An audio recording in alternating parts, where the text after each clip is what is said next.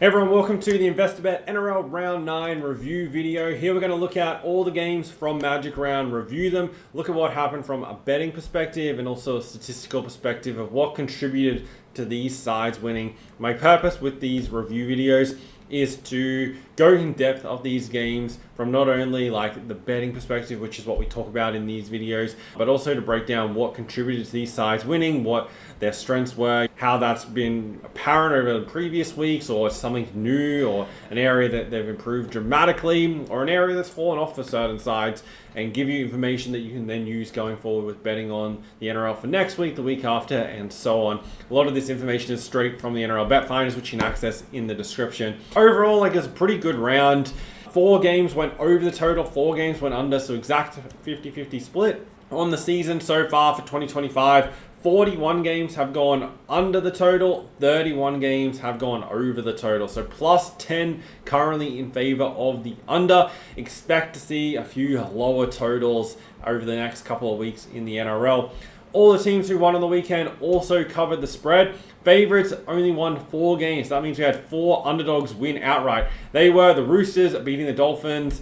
Also, we had the Warriors beating the Cowboys, Panthers beating the Broncos, and Raiders beating the Storm in Golden Point to end the round in almost identical fashion to the Tiger-Sharks game from the week prior as the final game of the round. Those were the 4 underdogs to win. So far this season, favorites and underdogs against the spread, 36-36. So, like I said, all 4 favorites who won also covered, all 4 underdogs who won obviously covered. So we're sitting at 36 apiece on the season. Favorites, though, that are minus half a point to minus 12. So when they start the game, that's what the line is, 34-27. And then underdogs that are plus 12.5 or more have covered 9 of 11 games. Big favorites aren't covering, small favorites are covering slightly more. Looking at the first game, the Sharks beat the Eels 28-18. Cronulla obviously won and covered the spread. They were $1.48 into $1.46, and the game went under the total of 46.5 and no movement on the total. Sharks have now covered the spread in 3 of their past 4 games, and also for Cronulla, 7 of their last 8 games have gone under the total points line. Parramatta, with this loss, are now 2-6 on the season.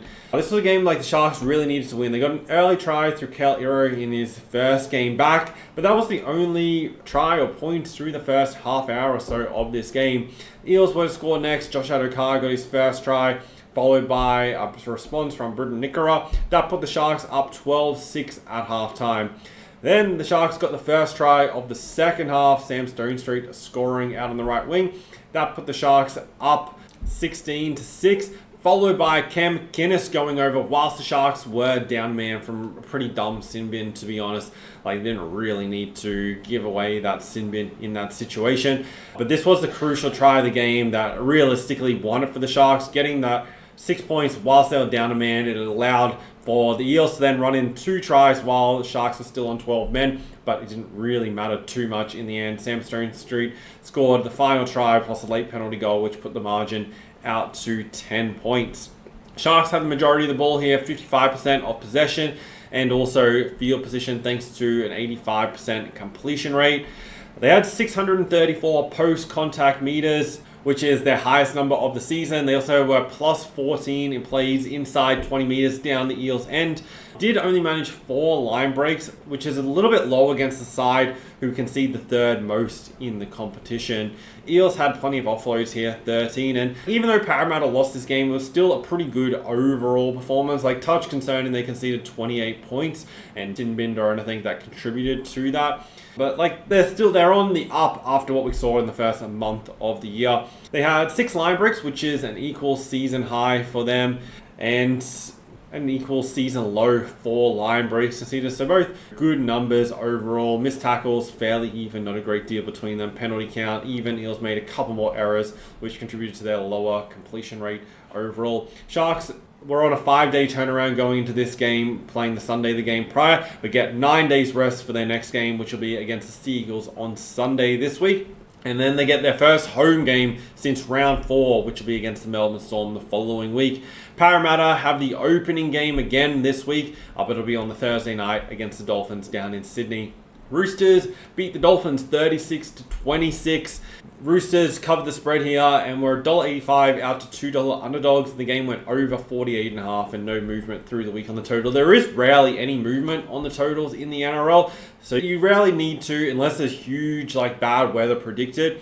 You never need to rush into backing a total or fear that it might jump 2 or 3 or 4 points throughout the week or go down the opposite way. It's only major weather that really contributes to significant movements in the total.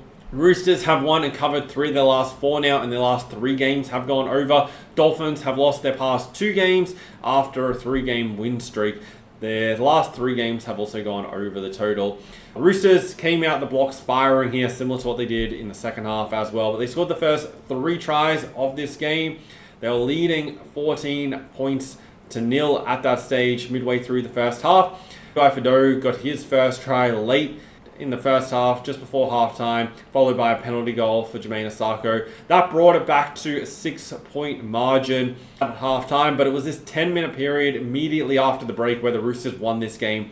Ran in 3 tries, all of which were converted, and that pushed the margin right out to 32 points to 8. And from there, it was a long way back for the Dolphins, but they mounted a comeback. They scored 3 tries during this period. They also had 1 disallowed as well, and started to really make a contest of it. Rabbitohs' try off the back of the Tedesco line break in the 72nd minute was the sealer for the Roosters. If they didn't get that try, this game really could have gone down to being a 2-point game in the end. The Roosters held on. They kept the margin to that 10 points and solid enough win overall.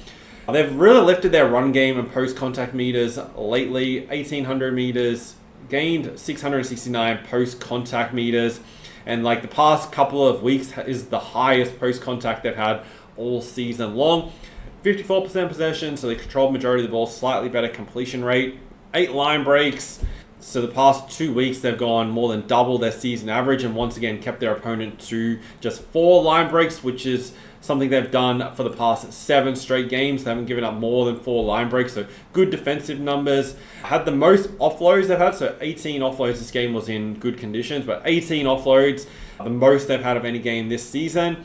And had the most tackle breaks at 48 of any game this season, 14 more than their season average. And similar to last week, they kept their penalties conceded down to a fairly low number, just 4 penalties conceded, which is something they were giving away a lot of penalties early on in the year. They did look to shut up shop early with 15-20 minutes to go and just play for full time, which they were somewhat entitled to do with such a big lead on the scoreboard, leading by 24 points. But Dolphins show they can score points quickly, and Roosters, I guess, were thankful that it got to full time. Dolphins, for the majority of the game, were pretty good. They just lacked in patches and letting tries in quick period. 3 tries in a 10-minute period there, another 3 tries in a 10-minute period there. So that 20 minutes ultimately sealed the game. They had their own run of 3 tries in 10 minutes as well. So the tries came in patches in this game. Missed the most tackles of any game this season with those 48 missed tackles. That's the most they've missed. And also gave up an equal season high line breaks with those 8 line breaks the Roosters made. Well beaten in the middle as well. About minus 400 meters gained, almost minus 200 in post-contact meters. Both of these numbers for the Dolphins are their lowest totals of the season. So a touch concerning against this Roosters pack. Roosters get the bye this week and then have a big clash with the Bulldogs on the following Friday. Dolphins on the quick turnaround will play the Eels on Thursday this week. Knights beat the Rabbitohs 30-4, which was set up by an 18-0 first half performance. Newcastle started at $2.15 underdog before team list came out. They were backed into $1.56, and the game went under 43.5 and moved down from 44.5 through the week. Rabbitohs have now lost 4 straight games and failed to cover 3 of their last 4. And all 9 games this season for the Rabbitohs have gone under the total. They're doing what the West Tigers did last year, where through the first 2 to 3 months of the season, every game was going under. Knights, this was their first win and cover since round 2 against the Dolphins. And they're also 7-1 to the under so far this year. Newcastle ran out strongly here. 3 tries in the first 12 minutes, set up an 18-0 lead at halftime. Following from the break, they scored through Brad Best and Fletcher Sharp in that first 20 minutes, or the first half of the second half, and pushed all 5 tries converted 30 points lead. Rabbitohs scored through Isaiah Tass on that right wing late in the game to at least get the Rabbitohs on the scoreboard. For the Rabbitohs, first of all, this was a disappointing performance, especially defensively against one of the worst attacking side that still made errors in this game. It's not like the Knights completed really well, made a low number of mistakes. We'll get to that in a second. But defensively, they gave up 11 line breaks here and missed just under 50 tackles, 49 tackles, and they did that for the second straight week. Last week, they missed 48 tackles. That's a real concern going forward. They'll play the Broncos this week, which I'll get to in a second. Knights still made those 14 errors, like I mentioned. So Newcastle still made 3 more mistakes than the Rabbitohs. But obviously errors aren't the worst thing in the world if it's resulting in you breaking tackles, trading, offloads, and also making line breaks. So you can forgive the Knights this week. Previously, they've been making lots of errors, but not making line breaks, not breaking tackles and that kind of thing. But at least this week, those errors resulted in more attacking chances, which you can definitely be okay with. Rabbitohs for this game did have good field position. They only had 1 try, though, from 30 plays inside the Knights' 20-meter zone. Knights, obviously, this is a really important win. You could kind of feel a little bit they've been building on it, and this was a winnable game, but came out strongly, which is something they haven't been able to do for quite some time now. They got their highest score of the season, and also their least points conceded so far this year. Their 11 line breaks that they had was triple their season average so far, and also those 49 tackle breaks, a season high as well. And 49 tackle breaks, that has been something. They have been breaking tackles, but not generating as many line breaks. So tackle breaks, though, for the Knights has been good. This was their first game of the year with over 2,000 run meters and also their highest post-contact meters as well. Still need to improve on those errors. I'd like to see that come down a little bit for them. But if it results in attacking chances, then it's okay. Moving forward, Rabbitohs have a 6-day turnaround to play the Broncos at home. Broncos will only have the 5-day turnaround after playing on Sunday. Knights play the Titans on Friday as well. We'll have a 1-day rest advantage as the Titans will be on a 5-day turnaround. So both these teams will have a rest advantage next week. Knights probably is definitely the more winnable game of the two teams that they have. Warriors beat the Cowboys 30-26. What was a pretty good game, this one, in tough conditions. 56 points scored. Clearly went over the total of 44.5. That moved down from 47.5 due to the conditions. Warriors winning as underdogs and covering the spread. $1.95 out to $2.25. The Warriors have won and covered 6 of their last 7 games and are 4-1 outright as an underdog this season. North Queensland, first loss since round 3 against the Broncos, first non-cover since round 2 against the Sharks. Both games since their bye have gone over the total the past 2 weeks. This matchup, if you just looked at the stats for this game, which we'll go through in a second, and didn't know the scoreline, you would think the Cowboys won the game, but that's not the case. Both sides scored 5 tries. In the first half, though, Warriors scored all 5 of their tries. So they scored 5 tries to 2 in that first half, led 28-12 at halftime. Their only point in the second half was the Metcalf penalty goal in the 43rd minute, which pushed it out to an 18-point margin. The Cowboys scored 3 tries to close out the game, but only one of those tries was converted. Drinkwater missing the conversions for Robert Derby and Mario Taulagi's tries on the edges. We got the conversion for Nanai. 15 minutes or just over that to go. It was anybody's game there, but Warriors did very well to hold on. The Cowboys had a lot of ball right on the Warriors try line, but they held them out and kept that 4-point margin. New Zealand only 45% possession and really took their opportunities. They held on after that fast start, but it wasn't easy, that's for sure. 80% completion rate, really good considering the conditions. You can see Cowboys had more ball, more meters, line breaks were even, but more tackle breaks there for the Cowboys. One thing to note for this game, in terms of these meters gained, this was one of the first times the Warriors have been beaten in the middle this year. They had their second lowest run meters and second lowest post-contact meters. Touch concerning as it has been a strength for them, but obviously they still won the game. Limited offloads here, just 3-6 due to the conditions. Cowboys were plus 22 plays inside the 20-meter zone. So that's what I mean when I say like Warriors defended their goal line very well, and that's the reason that they won this game. Cowboys, they had the majority of the ball, but couldn't take advantage of that 55% possession, extra 250 run meters. They had 37 plays inside the Warriors' 20-meter zone, but just too many errors ultimately proved costly. 13 errors to 10. Warriors were just a little bit better with the ball. Also won the penalty count 5-3. Still good defensively though for the Cowboys. Like, they conceded 5 tries all in the first half, but still 91% tackle efficiency, and they've been over 91% in the past 3 weeks. Going forward, Warriors are on the road again for the next 2 weeks. They have the Dragons this Saturday coming up. North Queensland, interesting game with the Panthers up in Townsville this week. With the Panthers beating the Broncos on Sunday, they'll have a 1-day rest advantage, and Penrith are on back-to-back road games in that game against the Cowboys. West Tigers versus the Dragons. Tigers won 34-28, 6 tries to 5. Very, very close game again on Saturday. Tigers covered the spread here. They're $1.90 into 180, and the game went over 44.5, and once again moved down due to the conditions. 46.5 down to 44.5, but plenty of points were scored. The rain didn't stop these teams scoring much at Suncorp, aside from the Sunday night games. Tigers won and covered 3 of the past 4 games. 5 of their last 7 have gone over. Dragons have lost and failed to cover the last 2, and 3 of their last 4 games have gone over. This was definitely a shootout in tough conditions.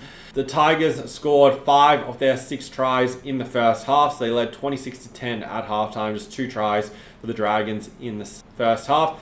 Second half though, Dragons came out strongly. They scored the first 2 tries through Jacob Little. That closed the gap right up. Valentine Holmes converted both of those tries. It was 26-22. Anyone's game with just over 20 minutes left to go. But Adam Douai scored a good, like a somewhat lucky try, I guess you could call it, on that left sideline. The kick went in. Everyone kind of shuffled around for the ball. They all missed it, and the ball was left sitting on the ground, meter out from the try line for Douai to pick it up and run it around near the post. Good win there by the Tigers. Hamish Stewart got a late try to give Dragons a little bit of a chance with a couple of minutes to go.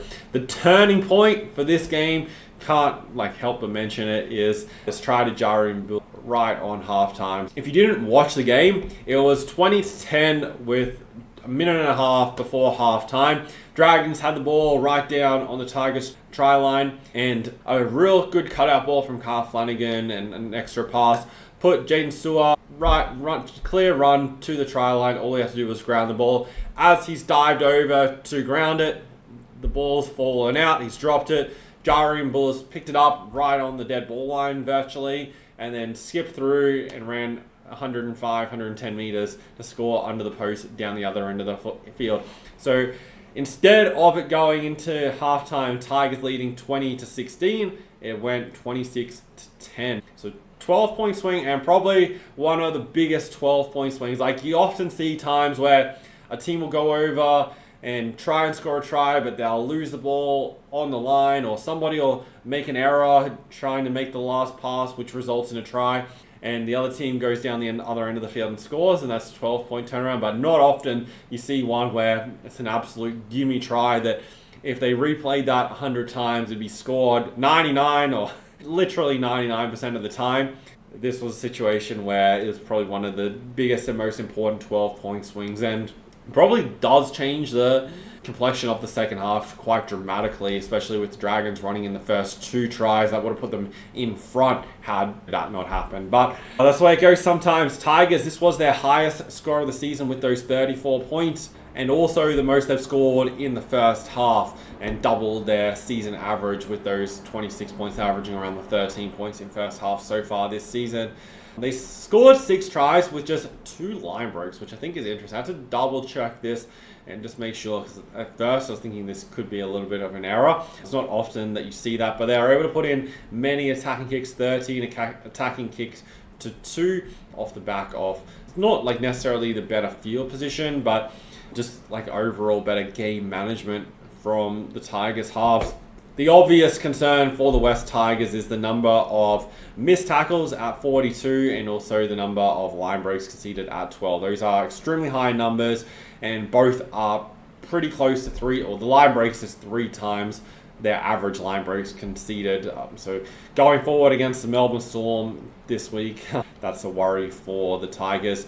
Dragons, it was still a very good overall performance for them, even though they lost the game. Season high 12 line breaks. Also, season best, just 2 line breaks conceded. Missing just the 16 tackles for the game are really good numbers for the Dragons. And that has been an area like they have been good at in terms of not missing too many tackles.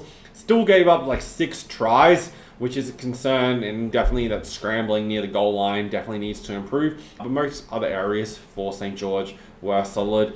Tough and tricky contest for them this week. They'll face the Warriors, who are in red hot form, but it will be a home game for the Dragons. Titans versus Bulldogs. Bulldogs winning 38-18, bouncing back after their loss to the Broncos the week prior. Bulldogs covered the spread. They're $1.24 though, out to $1.28, and the game went over a 47.5 point total. Titans have now lost 5 straight games and haven't covered the spread in any of those. Last 4 of them have been as an underdog, so they have had opportunities to still lose but cover. 3 of their last 4 games have gone over. Bulldogs are now 7-1 on the season, 6-2 against the spread, and their last 2 games have gone over the total. Overall, this was a closely contested first half. It was only 14-8 halftime, and Brian Kelly was sin bin during that first half, but it was 2 tries each. Bulldogs got the first 2 tries through Jacob Carraz and then Connor Tracy. Titans responded with 2 tries off their own, but neither were converted, and the Crichton Field penalty goal put them up 14-8 at halftime. Bulldogs didn't capitalize during this sin bin period though. However, they were first to score after halftime, scoring the first 3 tries of the second half, which pushed them well clear out in front in this game. Titans mount a little bit of a fight back. They scored 2 tries, one of which was converted, but it always felt like they were too far back to be a genuine winning chance of this game. The Chris Randall sin bin in the 69th minute led to the Reid Mahoney try in the 78th minute, but that try was also scored whilst both teams were down a man. It wasn't off the back of an advantage there for the Bulldogs being 1 player up or anything like that, but dominant 20-point win for the Bulldogs, and Titans in desperate need of a win and have the Knights on a 5-day turnaround this week. For the Titans, frustrating performance, I guess, overall, particularly defensively. This is the 5th straight game they've conceded 30 plus points and at least 5 tries. The teams are scoring on them easily at the moment. And another low game of meters gained. 4 of their past 5 games. They've failed to clear 1,500 meters and didn't even get to 1,400 in this game. Their post-contact meters at 421 here. The past couple of weeks, they're down nearly 200 on what they are producing through their first 5 games this year. Only managed the 1 line break. They're versing the best defensive side, but still real poor numbers. And the reason I'm highlighting this is just because it's started to become a bit of a pattern. And not only are these low numbers, they're like minus 600 in comparison to what the Bulldogs put up in this game. 32 tackle breaks for the 1 line break, didn't capitalize on those at all. Were disciplined, 83% completion rate, only 8 errors, and were down 1 in penalties. So overall a good disciplined performance, just not enough creativity in attack. They did lose Tom Weaver, their halfback in this game in the 4th minute, so you have to factor that in a little bit, especially that put a lot of pressure on EJ Brimson. But Tom Weaver was not first string half. It definitely makes it a tougher overall performance, missing that key player. Bulldogs controlled the game, 55% possession, plus 600 meters gained. Performed well in attack, even though they were missing key players, and did produce their 2nd highest score of the season. There were concerns on their attack with Burden and Co being out. However, it didn't really tend to matter too much, especially against this Titans defense.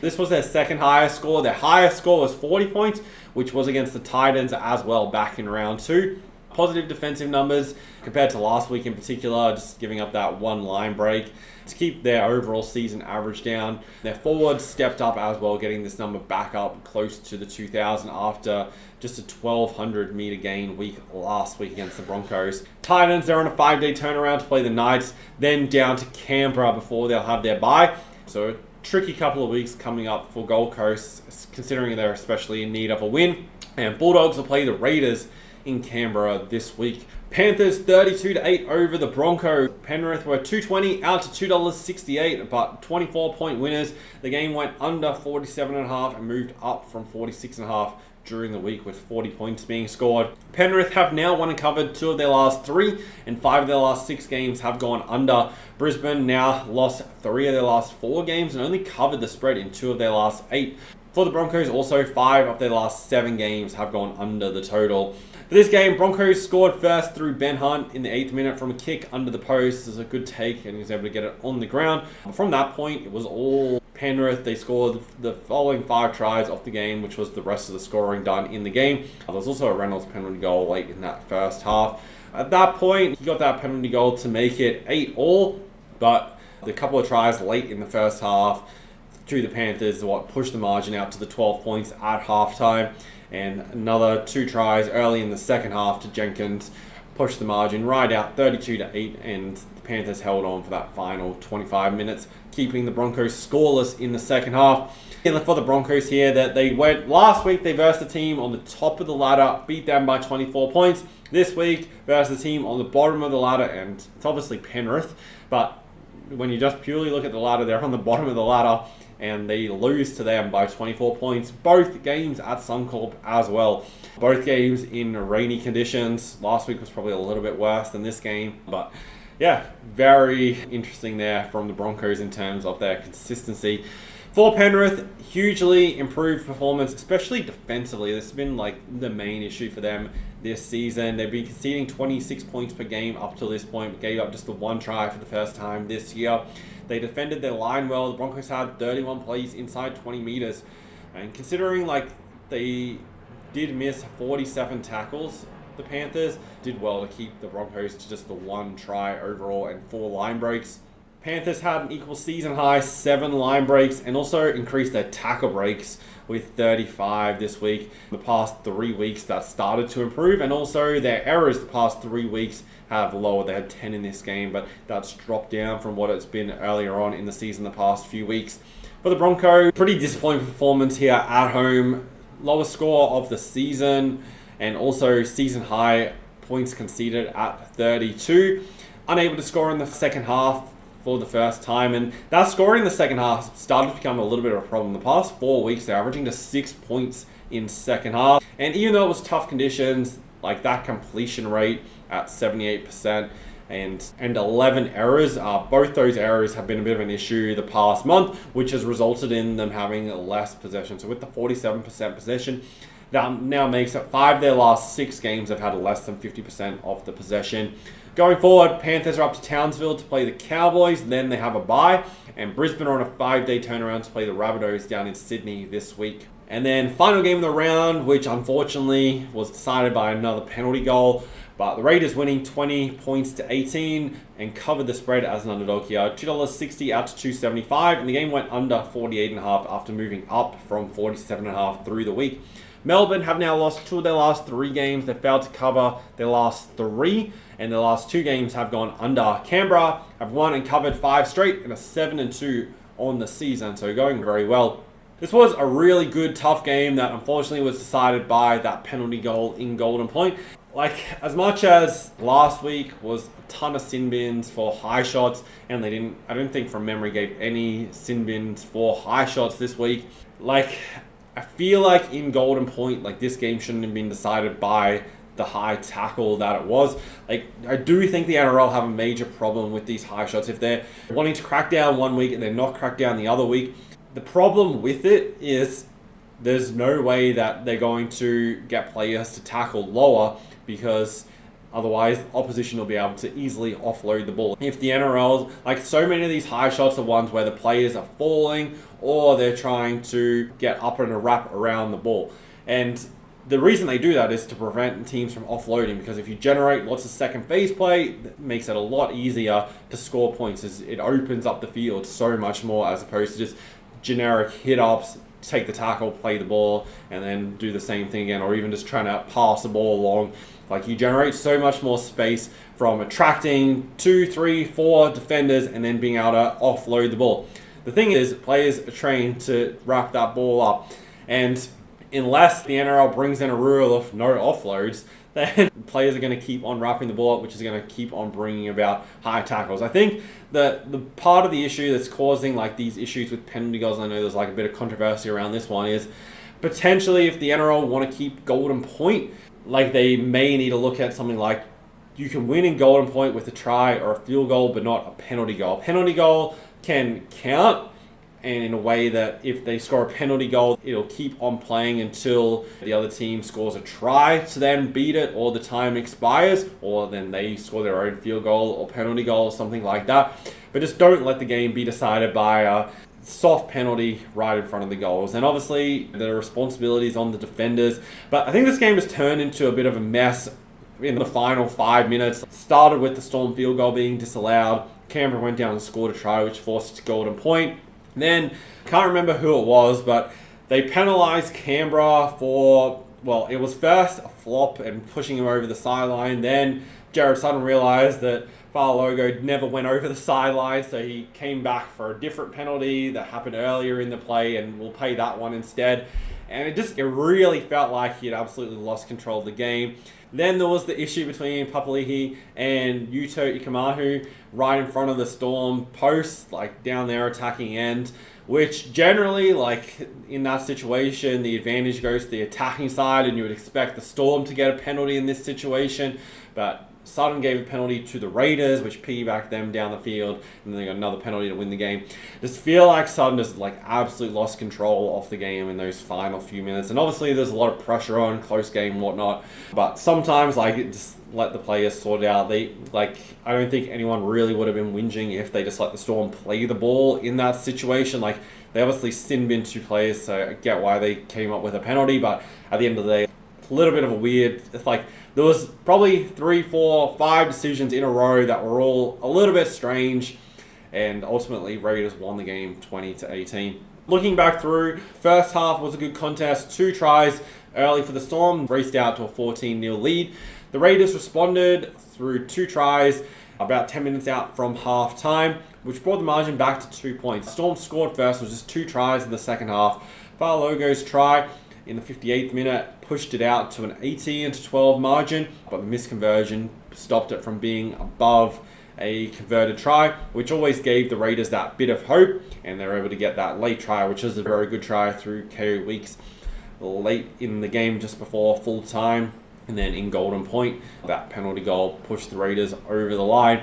Storm, this probably was a disappointing loss, and a game where I feel like they had chances to win, were a little bit passive, which is not something we generally associate with the Storm being such a good attacking side. They've now lost the second half in 3 of their past 4 games, and also only averaging 7.5 points in second halves across those 4 weeks and conceding 14.5 points. Sometimes that's not as big of a concern because Storm have run up big scores in the first half and been leading by 25 or 24, 30 points at half time. But in games where it's close, if they're not putting teams away in the second half, it's a little bit of a worry, and especially as you get towards the end of the year, we'll see how this will, something that we'll continue to monitor as it goes on. Like, the Storm weren't at their best from an attacking perspective, I believe, in this game.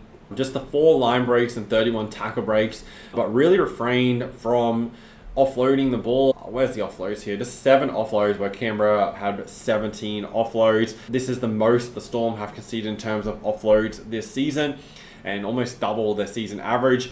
Part of that, reducing the offloads lowered like the Storm's error count. They just made the 9 errors. However, I would have preferred them to see a little bit more like flamboyant, I guess, with the ball. Would have probably given them more points and got them over the line in this game. They've conceded the most penalties they had of any game this season, so the 9 penalties that Melbourne conceded as their highest total of this season, and they've now been on the wrong side of the penalty count for each of the past 4 weeks. For the Raiders, it was a good fight back. Like, Storm got the jump on them, and they fought back similar to what they've done in the past 2 weeks prior to this as well, against the Dolphins and also against the Titans, coming from behind to win games. So they got this little bit of a habit beginning of letting teams get a head start and then reining them back in. They've been either down or tied at halftime in 6 of their last 7 games. Field position here was very even. Raiders did have slightly more ball and an extra 30 total runs, 206 to 176, and 52% possession.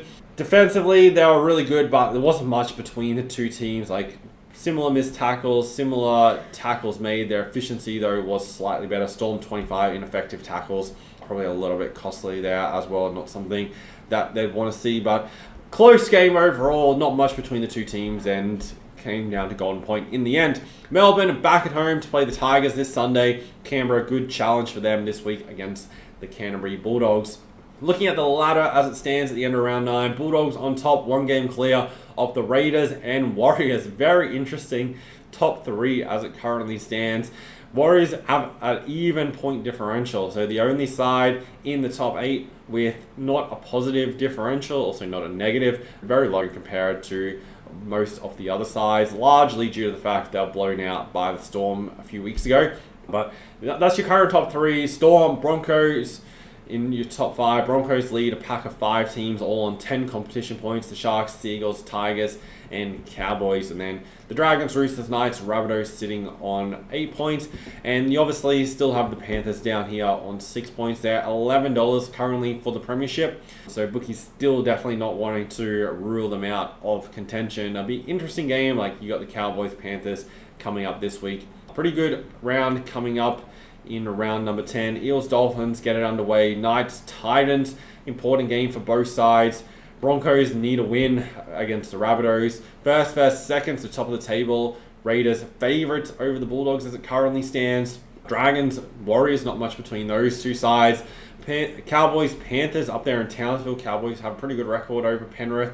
Storm should beat the Tigers. Pretty big difference in the odds though as it currently stands. And then Seagulls, small favourites at home against the Sharks to close out the round. I'll be posting a preview of all these games, going through the betting trends. Stay tuned for that later in the week, and also a preview of all the players I have shortlisted for try scores. Everything I do with betting on the NRL and all sports is based on statistical data using the Bet Finder tool. So what I want to share with you in these videos is how you can use those stats to find bets and profit on betting on sports. So really appreciate you guys watching and following along. Make sure you're subscribed and have notifications on so you don't miss the videos later in the week, and I'll catch you in those videos.